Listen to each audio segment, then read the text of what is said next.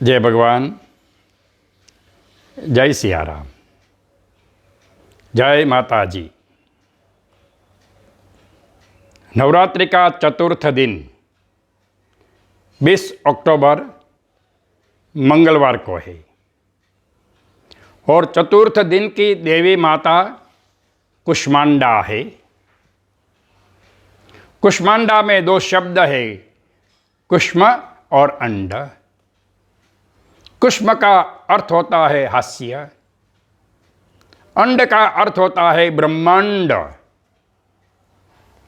यानी जिसके हास्य से समग्र ब्रह्मांड की उत्पत्ति हुई थी उसको कुष्मांडा कहते हैं। दूसरा, कुष्मांड का अर्थ होता है कद्दू। देवी माता को बलिदान में कुष्मांड बहुत प्रिय है, अतः उसको कुष्मांडा कहते हैं। ये देवी माता का और भी कुछ भिन्न भिन्न नाम है, जैसे कुष्मांडा, यशस्विनी, अष्टभुजा और सिंहारूढ़ा। इस देवी माता को 8 हाथ है, जिसमें 7 हाथ में देवी माता ने भिन्न भिन्न आयुध और पुष्प कमंडलों इत्यादि धारण किया है।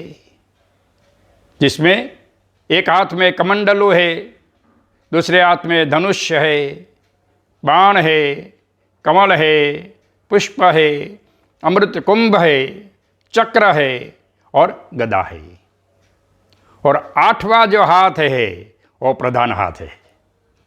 उस हाथ में सब प्रकार की सिद्धि, अष्ट सिद्धि जिसको कहते हैं, और वही हाथ में 9 निधि है। और वही हाथ से माँ देवी सब भक्तों को मनोकामनाओं को पूर्ण करती है, सब सिद्धियां प्रदान करती है। देवी माता का वाहन सिंह है, यहाँ ने सिंह पर विराजमान होकर के माता विचरण करती है। देवी माता का जो रंग है, वर्ण है, वो लाल है, अतः हमें लाल पुष्प अर्पण करना चाहिए। देवी माता को लाल वस्त्र श्रृंगार अर्पण करें, स्वयं भी लाल वस्त्र को धारण करके ही पूजा करें, जप इत्यादि करें। देवी माता का विशेष नैवेद्य यानी प्रसाद मोतीचूर लड्डू है। उस रोज मोतीचूर लड्डू बनाए, नहीं तो कोई भी लड्डू बनाना, या सरलता के लिए देवी माता को गुड़, चना और पवा अर्पण करना। हे देवी माता का मंत्र, ओम देवी कुष्मांडायै नमः, इस मंत्र का जाप करें। देवी माता शनि ग्रह की अधिष्ठात्री देवी है। प्रायः हम सब लोग शनि ग्रह के नाम से डरते हैं, और डरना भी चाहिए, क्योंकि जिस जिस पर शनि ग्रह आता है उसको कितना कितना कष्ट आता है। शारीरिक कष्ट, अकस्मात ऑपरेशन, धन नष्ट हो जाना, नौकरी चली जाना, घर में अशांति हो जाना, परिवार में लड़ाई इत्यादि होती है। तो हमें चाहिए कि कुष्मांडा देवी की पूजा करें, ताकि शनि ग्रह का प्रकोप भी शांत होता है। उतना ही नहीं, देवी माता का जो स्थान है वो सूर्य में है या सूर्यलोक में है। कहते हैं कि देवी माता की बहुत ज़्यादा कांति है और देदीप्यमान है, और उसी के तेज से सूर्य के अंदर में तेज आता है, जिस तेज से समग्र संसार में प्रकाश प्राप्त होता है। थोड़ा विशेष समझे तो ये तेज, ये प्रकाश ज्ञान स्वरूप है। देवी माता की पूजा करने से हमें अंदर से ज्ञान जागृत हो जाता है, और ज्ञान की प्राप्ति से ही सब दुख का निवारण होता है। देवी माता की एक विशेष कथा है, कहते हैं कि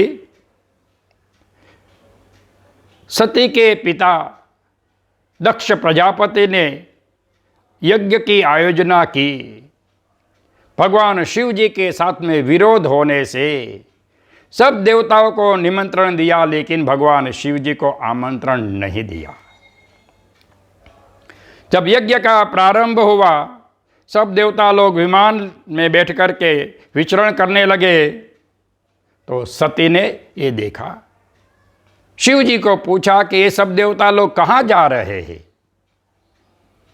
भगवान शिव जी ने सती को कहा कि तुम्हारे पिता के घर पर यज्ञ हो रहा है और वो वहां जा रहे। सती बड़ी खुश हुई, मेरे पिता के घर पर यज्ञ है, चलो हम लोग अवश्य जाएंगे। लेकिन भगवान शिव जी ने कहा कि हमें कोई भी आमंत्रण नहीं है, कोई निमंत्रण नहीं है, हम लोग नहीं जा सकते हैं। दक्ष के साथ में भगवान शिव जी का जो विरोध हुआ था, वो बात भगवान शिव जी ने सती को नहीं बताई थी, क्योंकि सोचा कि बताएंगे तो उसको दुख होगा। और आज जो दक्ष प्रजापति यज्ञ कर रहा है, उसका मुख्य हेतु था भगवान शिव जी का अपराध करना, भगवान शिव जी का अनादर करना। अतः भगवान शिव जी ने बहुत रोका कि नहीं जाने में ही फायदा है। लेकिन सती ने दुराग्रह किया। कुछ गणों को साथ में लेकर के सती अपने पिता के यज्ञ में चली गई और यज्ञ मंडप में जैसे ही प्रवेश किया तो सब देवताओं का स्थान दिया हुआ था, लेकिन भगवान शिव जी के लिए कोई स्थान तैयार नहीं किया था। शिव जी का अपराध हुआ है। इतना ही नहीं,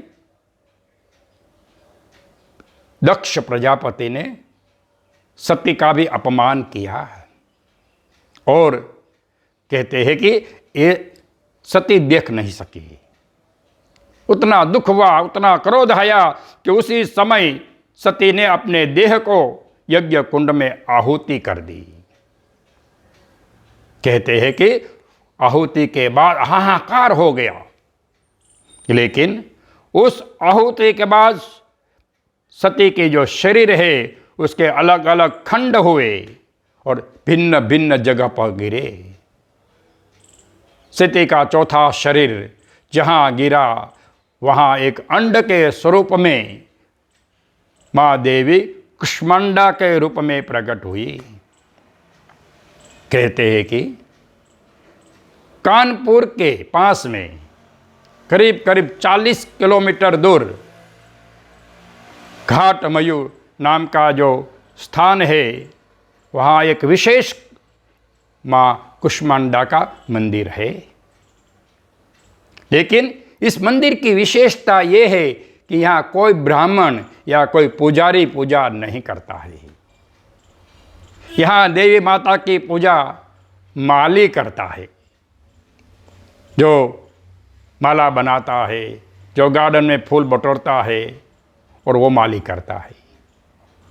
और एक बार जब एक ग्वाला अपनी गाय को चराने के लिए चला गया, शाम को जब वापस लौटा तो आंचल में से दूध निकल नहीं रहा है। एक दिन, 2 दिन आश्चर्य हुआ। तीसरे दिन वो गाय के पीछे पीछे गया तो देखा कि वही जंगल में जहाँ मंदिर है अभी, वहाँ गाय खड़ी हुई और उसके आंचल से अपने आप दूध निकल रहा था। सब गांव वालों को बुलाया, देखा तो माँ कुष्मांडा का स्वरूप का दर्शन हुआ। गाय हर दिन वहाँ अपना दूध अपने आंचल से छोड़ती थी। तो उस कुष्मांडा देवी का पूजन बड़े बड़े भक्त लोग करते हैं। आज के समय में भी कहा गया है कि बड़े बड़े प्रतिष्ठित लोग भी वहाँ जाकर देवी माता की आराधना और पूजा करते हैं। ये देवी माता की पूजा करने से आयुष्य, बल और यश की प्राप्ति होती है, आरोग्यता की भी प्राप्ति होती है। आयुष्य अपना भी अच्छा होता है और सिंदूर चढ़ाने से अपने पति का भी आयुष्य सेफ होता है। आज के समय में सब चारों ओर जहाँ तहाँ खतरा है, तो वहाँ हमें अपने आयुष्य की रक्षा करने की बहुत आवश्यकता है। हम लोग जानते हैं कोरोना काल चल रहा है, कोई अपने आयुष्य को नहीं जानते हैं, लेकिन आज अवसर है कि ज़्यादा पूजा न कर सके तो कम से कम लाल सिंदूर देवी माता को अर्पण करे, लाल पुष्प अर्पण कर करके प्रार्थना करें। आज का विशेष मंत्र जो है वो चारों 4 दिन के लिए यदि मंत्र जाप नहीं हुआ हो तो एक साथ में चारों 4 देवी का, पहले दूसरे तीसरे और 4 दिन की देवियाँ है, उसकी एक साथ में मंत्र जाप विधि हो सकती है।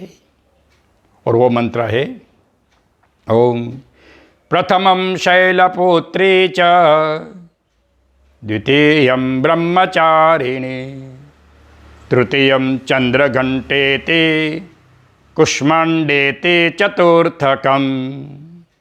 इस मंत्र का विशेष जाप करें। 108 कम से कम जाप करेंगे जो 4 दिन की नवरात्रि का पूजन का फल प्राप्त होगा।